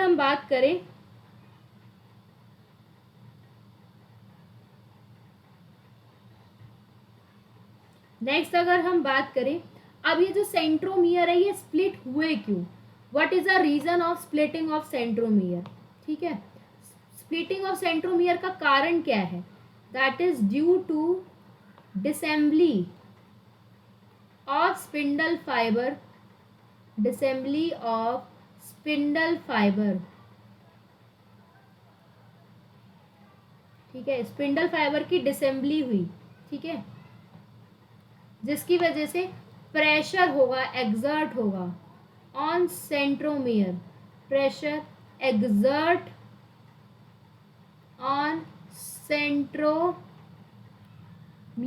सेंट्रोमियर पे जो हुआ प्रेशर एक्सर्ट हुआ, जिसकी वजह से स्प्लिटिंग होने लगी, due to which splitting of centromere occur, due to which splitting occur.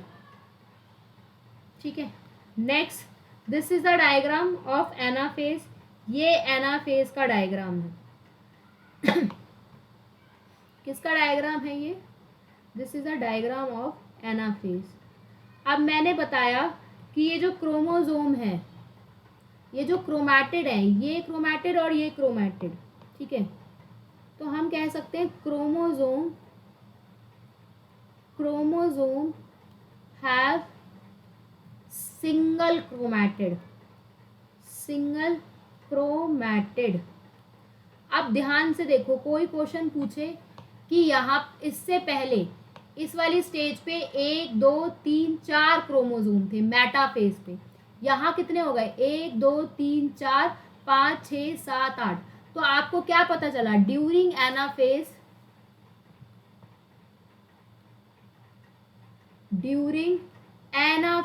Anaphase के दौरान क्रोमोजोम का जो नंबर है वो डबल हो जाता है बेटा, क्रोमोजोम का जो नंबर है वो डबल हो जाता है, नंबर गेट डबल। हुआ कैसे, आपको पता चल गया कि वो सिंगल क्रोमैटिड जो है क्रोमोजोम की तरह बिहेव करेंगे। ठीक है, तो अगर फॉर एग्जाम्पल वो वाला जो क्वेश्चन कर रहे थे, आप अगर उस क्वेश्चन को जाके देखोगे, तो एम फेज के बाद वाली डायरेक्शन पूछनी है, यहीं पे बताऊंगी मैं, वहां पे बताना ठीक नहीं रहेगा। फॉर एग्जाम्पल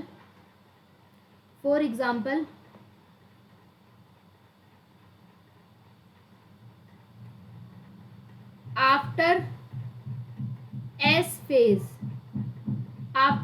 फेज क्या होगा, अगर पहले क्रोमोजोम 16 है और डीएनए 2C है, आफ्टर एस फेज तो क्रोमोजोम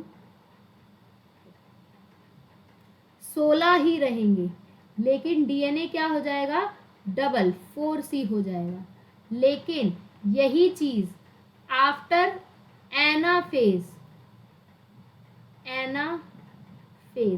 एनाफेज के बाद क्या होगा, कितने हो जाएंगे क्रोमोजोम 32 और डीएनए 4C। क्लियर है ये कॉन्सेप्ट, ये चीज क्लियर है।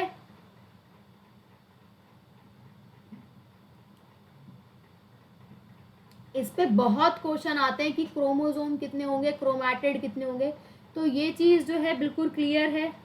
नेक्स्ट अब बात करते हैं। ठीक है, अब जब सेंट्रोमियर जो है स्प्लिट हो रहा है, ठीक है, जब सेंट्रोमियर जो है स्प्लिट हो रहा है, तो ड्यूरिंग स्प्लिटिंग सेंट्रोमियर जो है वो कैसे मूव कर रहा है, इस पे एक क्वेश्चन आता है।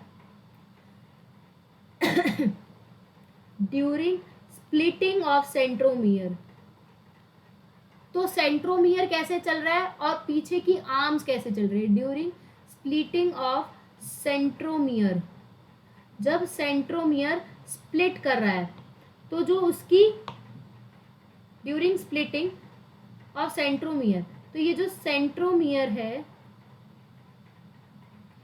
ये कैसे चल रहा है, ये लीडिंग एज की तरह चल रहा है, that is moving with leading edge. और आर्म्स जो है they are trailing behind, and the arms of chromatid, इस पे नीट के क्वेश्चन आए हुए हैं, they are trailing behind, trailing behind, ठीक है। whenever there is a split, जैसे स्प्लिट हो रहा है तो centromere, this is a centromere, और आर्म्स हो गई ये, तो दे आर ट्रेलिंग बिहाइंड, और ये ऐसे ऐसे मूव कर रहा है सेल के अंदर, ठीक है। क्लियर है, क्लियर है, क्लियर है। नेक्स्ट आगे बढ़ते हैं, नेक्स्ट जो है आगे बढ़ते हैं। अब बात करते हैं आपका जो फेज है, that is a last phase, telophase के बारे में।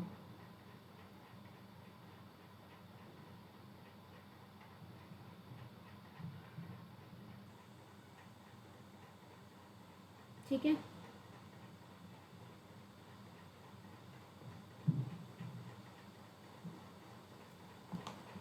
दैट इज टीलोफेज के बारे में। सो this is a last stage of karyokinesis. ये एक ऐसी स्टेज है, लास्ट स्टेज है of karyokinesis. After telophase, telophase बंद हो जाने के बाद दो डॉटर सेल्स बन जाएंगी। After telophase two daughter cells are formed, दो डॉटर सेल्स जो हैं बन जाएंगी। नेक्स्ट क्रोमोसोम क्या करेंगे, डीकंडेंसेशन शो करेंगे, ठीक है। अभी तक कंडेंसेशन हो रही थी, दोबारा से टूटने लगेंगे। क्रोमोसोम का क्या होने लगेगा, क्रोमोसोम से दोबारा से टूटने लगेंगे, दैट इज डीकंडेंसेशन, ठीक है। जिसकी वजह से क्या होगा, due to which they lose their identity, इनकी आइडेंटिटी लूज हो जाएगी, लूज देयर आइडेंटिटी, इनकी जो है आइडेंटिटी वो लूज हो जाएगी, lose their identity as a discrete unit, as discrete unit की तरह की जो उनकी आइडेंटिटी थी कि अलग से हैं, वो पूरी लॉस्ट हो चुकी है, ठीक है। Lose their individuality, lost their individuality, lost their individuality, individuality जो है वो पूरी तरीके से खो गई है। उसके अलावा क्या होगा, जो भी न्यूक्लियर मेम्ब्रेन थी, न्यूक्लियर मेम्ब्रेन थी, गोल्गी बॉडी था, that is a Golgi body, endoplasmic reticulum, ठीक है, न्यूक्लियोलस, जो जो गायब हुआ था प्रोफेज में वो सारा का सारा क्या हो जाएगा, रीअपियर हो जाएगा, सारा का सारा क्या हो जाएगा, रीअपियर हो जाएगा। क्लियर है। अब यहां पर देखो तो एक ये सेल बन जाएगी, एक ये सेल बन जाएगी, ठीक है। अब क्या होगा, so this is a telophase, जो chromosome as a discrete unit थे उन्होंने अपनी आइडेंटिटी लॉस कर दी। अब क्रोमोसोम का यहाँ क्या होने लगेगा, डीकंडेंसेशन होने लगेगा। अभी तक कंडेंसेशन, हम क्रोमोसोम बना रहे थे, अब तोड़ रहे हैं, डीकंडेंसेशन ऑफ क्रोमोसोम। नेक्स्ट हम बात करते हैं साइटोकाइनेसिस के बारे में। व्हाट इज साइटोकाइनेसिस, चारों स्टेप क्लियर हो गए, प्रोफेज, मेटाफेज, एनाफेज और टीलोफेज। प्रोफेज में क्रोमोसोम जो उलझा हुआ था उसे हमने सुलझाया, न्यूक्लियर एनवेलप वगैरह जो था उन सबका डिसइंटीग्रेशन हो गए। मेटाफेज में मेटाफेजिक प्लेट बनी, सारे क्रोमोसोम जो है एक अलाइन पे आए, स्पिंडल फाइबर से अटैच हुए और इक्वेटर पे आए। एनाफेज पे क्रोमैटिड जो है वो टूटा, जिसकी वजह से arms is trailing behind and centromere is leading it, ठीक है। और हर एक क्रोमैटिड सिंगल क्रोमोसोम की तरह बिहेव करेगा। तो एनाफेज में जो है क्रोमोसोम क्रोमोसोम का जो नंबर है डबल हो जाएगा, टीलोफेज में 2 डॉटर सेल्स बन जाएंगी, क्रोमोसोम का फिर से डीकंडेंसेशन होने लगेगा, उनकी आइडेंटिटी जो है लॉस्ट हो चुकी है। ठीक है, let us discuss about cytokinesis, जिसे हम कहते हैं division of cytoplasm. Division of cytoplasm, cytoplasm का डिवीजन होना, साइटोप्लाज्म का डिवीजन होना। ठीक है, so at the end of cytokinesis, जब साइटोकाइनेसिस पूरी हो जाएगी, at the end of cytokinesis, ठीक है, तो ये जो स्टेप मैंने बताया था कि ये एक सेल बनेगी, ये एक सेल बनेगी, ये साइटोकाइनेसिस में बनेगी। बनेगी कैसे अभी पता चलेगा। At the end of cytokinesis 2 daughter nuclei are formed, 2 daughter cells are formed, 2 daughter cells are formed।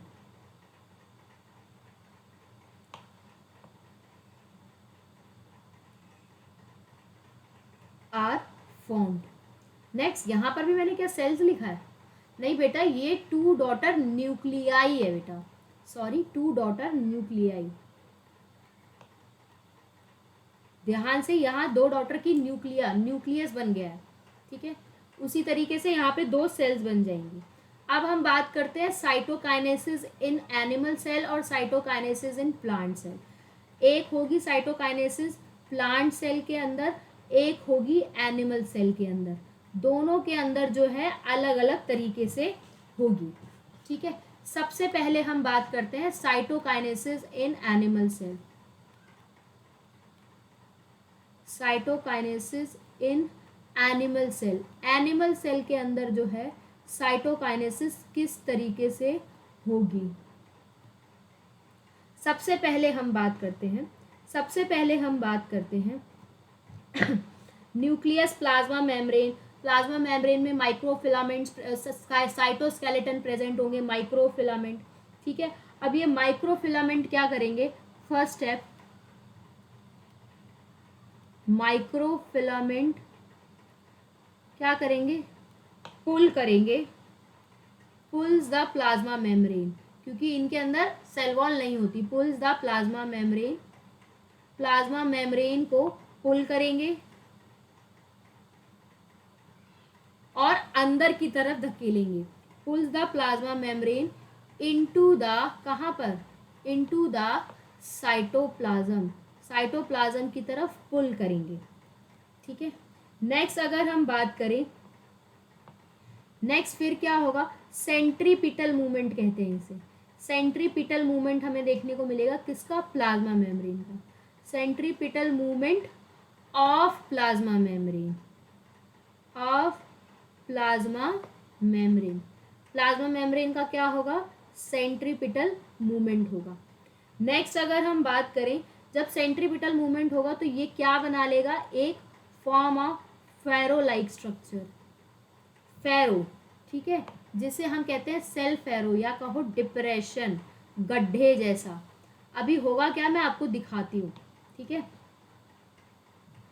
And इसके बाद 2 daughter nuclei are, 2 daughter cells are form, 2 daughter cell are formed. ठीक है, see this is a cell,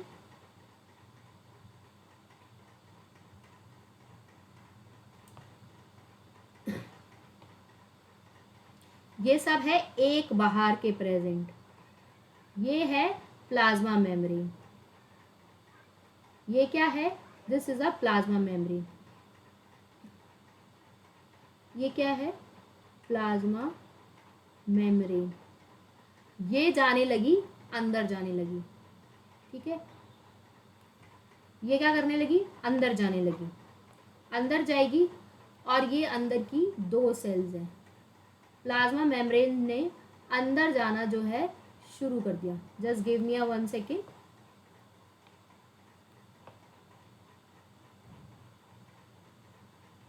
देखो, ये जाने लगी अंदर, इस तरफ सेंट्रीपिटल मूवमेंट जो है होने लगा। धीरे धीरे करके ये एक सेल है, ये एक सेल है, और पूरा जो है गड्ढा बन जाएगा, एक फेरो लाइक स्ट्रक्चर जो है आपको देखने को मिलेगा। This is a furrow like structure. ठीक है, this is a furrow like structure, cell furrow like structure. और जिसके बाद क्या होगा, एक सेल ये बन जाएगी, एक सेल ये बन जाएगी, और इनके अंदर इनका समान, that is a two daughter nuclei, two daughter nuclei. Clear है? अब हम पढ़ते हैं साइटोकाइनेसिस। तो यहां क्या बना, सेल फेरो, या कौन सा movement, centripetal movement. Centripetal movement मतलब बाहर से अंदर की तरफ, पिटल movement, outside to inside, outside से अंदर की तरफ, इनसाइड की तरफ। अब पढ़ते हैं cytokinesis in animal cell. Cytokinesis in, sorry animal cell तो पढ़ चुके हैं, प्लांट सेल। ठीक है, अब बताओ, प्लांट सेल के पास तो सेल वॉल है। अब सेल वॉल में अगर सेंट्रीपिटल मूवमेंट दिखाओगे तो वो तो रिजिड है, टूटने में या उसको मोल्ड होने में टाइम लगेगा। तो अब हम क्या करेंगे, अब हम अंदर की तरफ बनाने लग जाएंगे, अब हम क्या करेंगे, अंदर की तरफ बनवाने लग जाएंगे। ठीक है, फ्रेगमोप्लास्ट बनेगा, दैट इज अ, अंदर से काटना शुरू करेंगे, फ्रेगमोप्लास्ट कॉम्प्लेक्स। ठीक है, फ्रेगमोप्लास्ट कॉम्प्लेक्स ऑफ गोल्जी बॉडी, जिसके अंदर गोल्जी बॉडी है, अभी मैंने आपको सेल साइकिल में पढ़ाया था, गोल्जी बॉडी होगा, साथ के साथ माइक्रोट्यूब्यूल्स, माइक्रोफिलामेंट्स होंगे, माइक्रोट्यूब्यूल्स, माइक्रोफिलामेंट्स होंगे,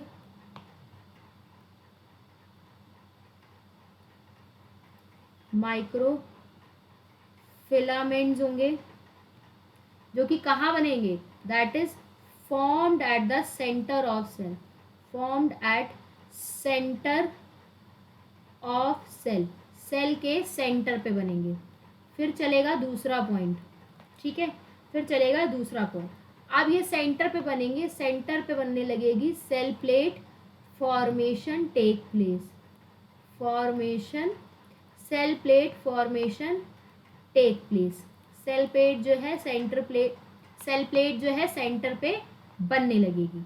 जब ये सेल प्लेट बन जाएगी, तो ये सेल प्लेट बनाई किसने है, फ्रेगमोप्लास्ट कॉम्प्लेक्स में बनाई है। ठीक है, इसी सेल प्लेट को आगे जाके हम मिडल लैमिना कहते हैं। लेटर ऑन इसी सेल प्लेट को क्या कहते हैं, मिडल लैमिना कहते हैं। क्या कहते हैं, मिडल लैमिना कहते हैं, दैट इज अ लैमिनी कहते हैं। नेक्स्ट, अब ये जब सेल प्लेट बन गई है, तो ये जो मिडल में सेल प्लेट जब बन गई है, तो ये डिवाइड करने लगेगी, और कौन सा मूवमेंट शो करेगी, सेंट्रीफ्यूगल मूवमेंट शो करेगी। कौन सा मूवमेंट शो करेगी, सेंट्रीफ्यूगल मूवमेंट। सेंट्रीफ्यूगल होता है अंदर से बाहर की तरफ, और डिवाइड कर देगी दो डॉटर सेल्स में, divide into two daughter cell. ठीक है, see in the diagram, see in the diagram. So this is a cell wall. ठीक है, ये बनाई मैंने सेल वॉल। ठीक है, इसके अंदर आपकी दो सेल प्रेजेंट है। ठीक है, ये फ्रेगमोप्लास्ट कॉम्प्लेक्स बना, ये क्या बना, फ्रेगमोप्लास्ट, फ्रेगमोप्लास्ट। अब इसके बाद क्या बनना चाहिए, ये आपने बना दी सेल वॉल, सेल वॉल। ये सेल वॉल ऐसे ही रहेगी, सेल मेम्ब्रेन। ठीक है, ये दो सेल, और ये सेल प्लेट बनने लगेगी। क्या बनने लगी है? Cell plate. सेल प्लेट अंदर से बाहर की तरफ काटना जो है शुरू करेगी, ठीक है, और सेंट्रीफ्यूगल मूवमेंट करेगी। कौन सा मूवमेंट करेगी? सेंट्रीफ्यूगल मूवमेंट करेगी। उसके बाद ये जो सेल है, ये री और ये री अलग हो गई, ठीक है। आधा ग्रीन का हिस्सा इधर आ गया, आधा इधर आ गया, ठीक है, और ये जो है ये बन गया। अब ये येलो वाली कहाँ गई? अब यही येलो वाली आगे जाके क्या बना लेगी? मिडल लैमिना बना लेगी। क्या बना लेगी? मिडल लैमिना बना लेगी। That is a cementing layer made up of calcium और मैग्नीशियम पेक्टेट, ठीक है। ये हो गया सेल प्लेट, और ये हो गया प्लांट सेल और एनिमल सेल के बारे में।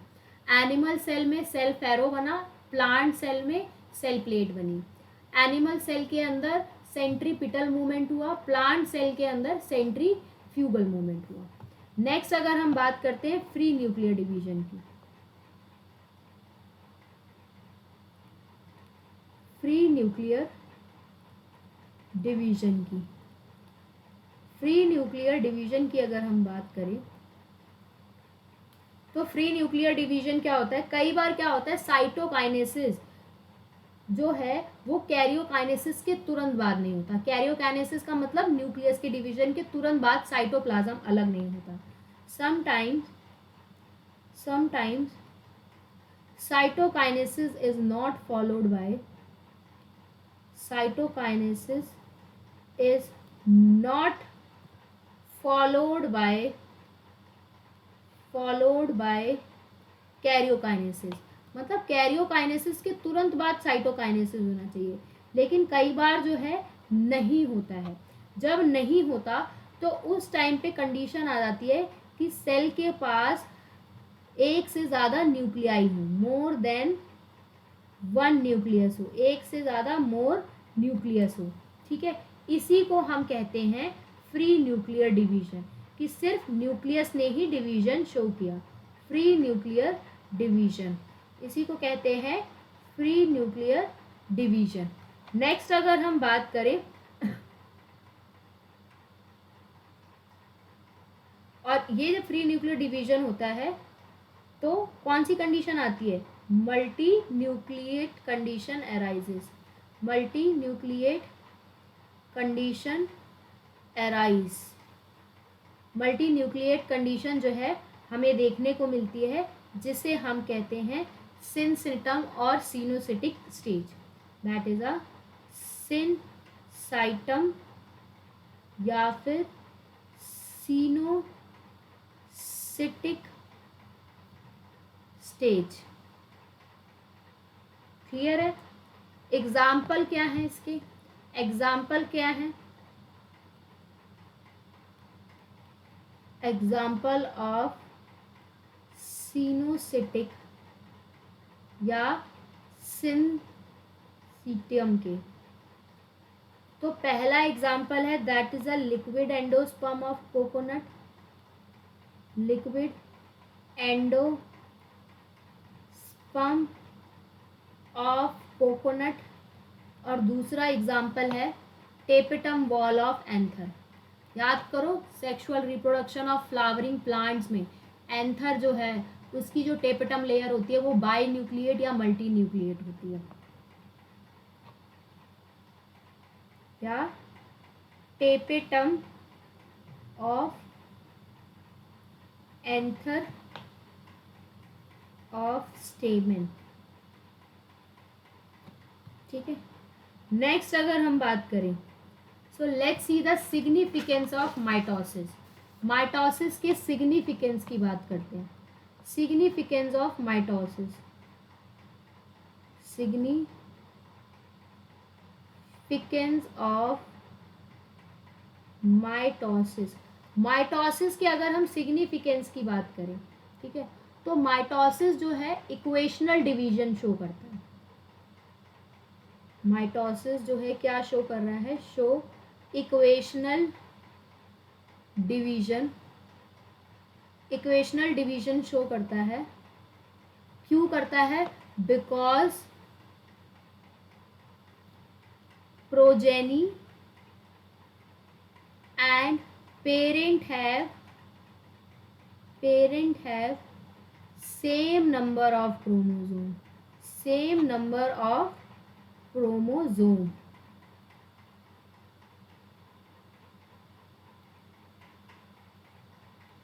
नेक्स्ट अगर हम बात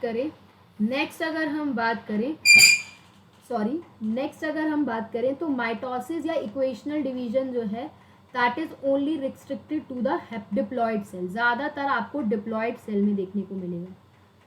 माइटोसिस जो है that is seen in diploid cell mostly,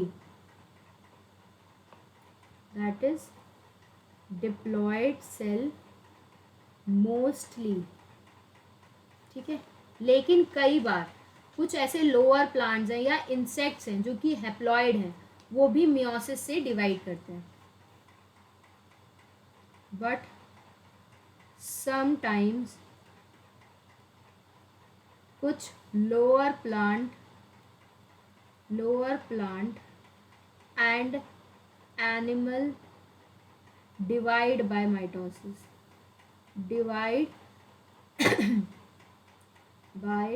mitosis, mitosis का और क्या सिग्निफिकेंस है? नेक्स्ट अगर हम बात करें और क्या सिग्निफिकेंस है और क्या just give me a second. Next अगर हम बात करें तो ये क्या करता है, सिग्निफिकेंस ऑफ माइटोसिस में ये क्या बनाता है? फॉर्मेशन ऑफ क्लोन बनाता है। ऐसे क्लोन्स क्या होते हैं? जो बिल्कुल आइडेंटिकल होते हैं टू देयर पेरेंट्स। ठीक है, दे आर क्लोन्स क्या होते हैं?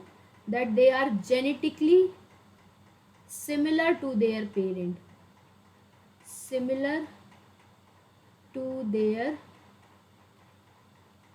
पेरेंट। ठीक है, नेक्स्ट अगर हम बात करें ठीक है, नेक्स्ट अगर हम बात करें और क्या करता है? ये रिस्टोर करता है किसको? न्यूक्लियोसाइटोप्लाज्मिक रेशियो को। To restore nucleocytoplasmic ratio. ठीक है, रिस्टोर करता है न्यूक्लियोसाइटोप्लाज्मिक रेशियो को। माइटोसिस कैसे? जब सेल स्मॉल है या जब सेल लार्ज है। तो जब सेल स्मॉल है तो न्यूक्लियस साइटोप्लाज्मिक रेशियो में न्यूक्लियस हाई है, वेयर एज इधर न्यूक्लियोसाइटोप्लाज्मिक रेशियो में कम हो जाता है। तो इसे रिस्टोर करने का काम भी माइटोसिस ही करती है। नेक्स्ट और क्या करता है? सरफेस वॉल्यूम एरिया को भी मेंटेन रखता है। Surface area to volume ratio को भी मेंटेन रखता है। वॉल्यूम रेशियो को भी मेंटेन रखता है कि कितना सरफेस एरिया रिक्वायर्ड है और कितने वॉल्यूम के लिए, क्योंकि जैसे जैसे सेल इंक्रीज होती जाएगी सरफेस वॉल्यूम एरिया भी जो है डिक्रीज होता जाएगा। ठीक है, उसको भी मेंटेन रखने का काम करता है। नेक्स्ट अगर हम बात करें और क्या करता है? सबसे बड़ा काम रिपेयर में हेल्प करता है माइटोसिस हेल्प करता है इन द इंजरी में। अब एज यू सी, अगर सपोज करो आपके हाथ में चोट लग गई तो आप ये तो नहीं चाहोगे कि हाथ के ऊपर कोई दूसरी सेल्स आ जाए, यही चाहोगे ना स्किन की ही सेल्स आए।